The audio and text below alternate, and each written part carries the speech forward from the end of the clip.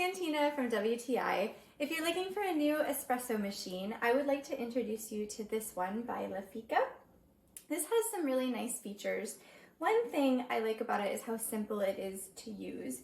So all you need to do is turn on your power button and wait for it to get warm enough. And one of the really cool things this does is a quick, rapid heat. So you don't have to wait for a long time for your water to get hot enough to make a great espresso.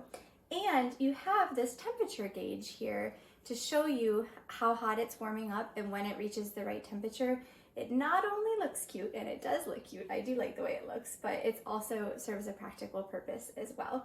So that's great. You press your power button, wait for it to get hot, put in your coffee, and you just press the button to start your espresso pour. So that's really nice and convenient. And I also like the way this machine looks. I really like the way this machine looks.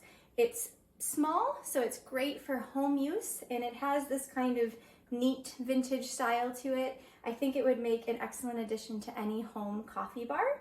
And it's pretty lightweight too, so you have that option of moving it around where you need to in your kitchen.